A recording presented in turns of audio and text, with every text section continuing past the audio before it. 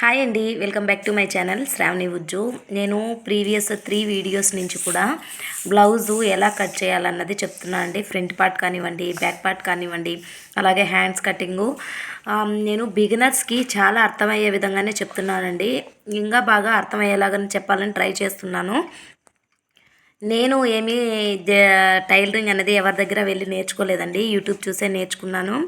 ఏమైనా తెలియకపోతే పక్కన ఎవరైనా టైలరింగ్ చెప్తారు కదా, వాళ్ళ దగ్గరికి వెళ్ళేసి టిప్స్ అడిగేదాన్నండి. వాళ్ళు ఏమన్నా చెప్తే అవి తీసుకొనేసి నాకు నచ్చిన వాళ్ళు ఒక పాయింట్ నాకు చెప్పారనుకోండి, దాన్ని అప్పుడు బాగా వినేదాన్నండి. వినేసి ఆ తర్వాత నన్ను నేను అనలైజ్ చేసుకునేదాన్ని. వాళ్ళు ఒక పాయింట్ చెప్పారు, నేను దీన్ని ఏ విధంగా మార్చుకోగలను, ఎలా మార్చుకుంటే నేను కుట్టగలను అన్నది ఆ పాయింట్ తీసుకొని నేను కుట్టుకున్నానండి. అలాగే నేను సక్సెస్ అయ్యాను ఈ టైలరింగ్లో. నాలాగా మీరు కూడా సక్సెస్ కావాలని ఈ వీడియోస్ అన్నీ అప్లోడ్ చేస్తున్నానండి.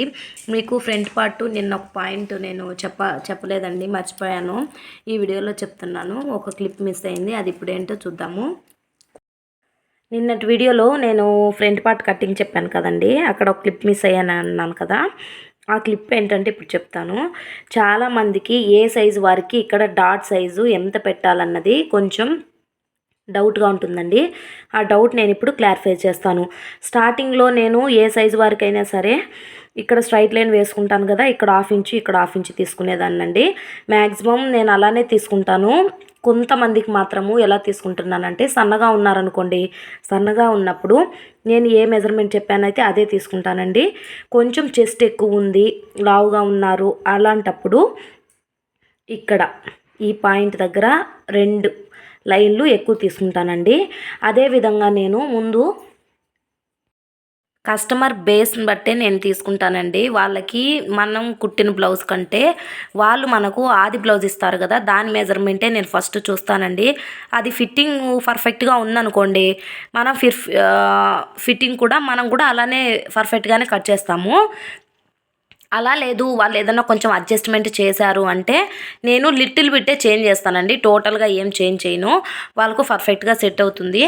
అలాగే నేను షేప్ బెల్ట్ కూడా ఎలా కట్ చేయాలి, ఎంత ఇక్కడ లెంత్ తీసుకోవాలన్నది కూడా వీడియో ఒకటి తీసానండి. ఈ వీడియోకి యాడ్ చేస్తాను, మీరు ఒకసారి చెక్ చేయండి.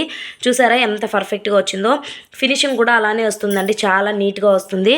ఒక్కసారి నా మెథడ్లో మీరు ట్రై చేయండి, చాలా బాగా కట్ చేస్తారు. వీడియో ఇప్పుడు యాడ్ చేస్తాను, చూడండి. షేప్ పట్టీలు కూడా ఎలా కట్ చేసుకోవాలో చాలా సింపుల్గా చెప్తానండి. మనము ఫ్రంట్ పార్ట్ కాజా పట్టి కానీ ఉక్స్ పట్టి కాడ క్రాస్ తీసాం కదా, అదే క్రాస్ నుంచే మనము షేప్ పట్టీలు కూడా తీసుకోవచ్చు.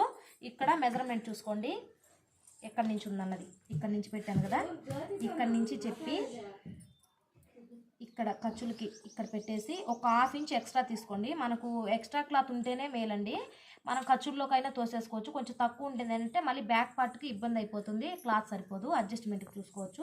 ఇక్కడ నేనైతే ఇక్కడికి మార్కింగ్ వేసుకున్నాను కదా, ఇప్పుడు మిడిల్ పార్ట్లో కూడా వేసుకుంటాను. అలాగే ఇక్కడ నుంచి ఖర్చులకు తీసుకొని ఇక్కడ వేసుకుంటున్నా.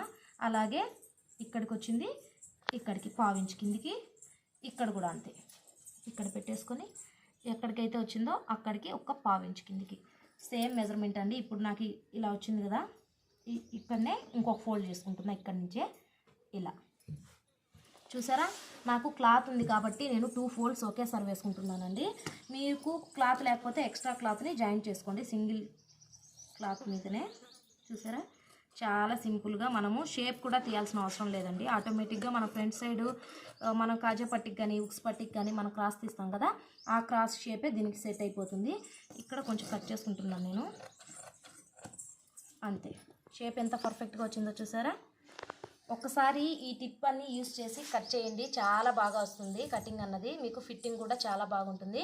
నెక్స్ట్ వీడియోలో నేను స్టిచ్చింగ్ కూడా చూపిస్తానండి, చిన్న చిన్న టిప్స్ ఎలా యూస్ చేయాలన్నది. ఒక్కసారి నా వీడియోని ఫాలో అయ్యి ఛానల్ని సబ్స్క్రైబ్ చేసుకోండి ఫ్రెండ్స్. అలాగే వీడియోస్ చూసి వెళ్ళిపోకుండా లైక్ చేసి, షేర్ చేసి, కామెంట్ చేయండి. ఇలాంటి మరిన్ని వీడియోస్ మీకోసం తీసుకొని వస్తాను.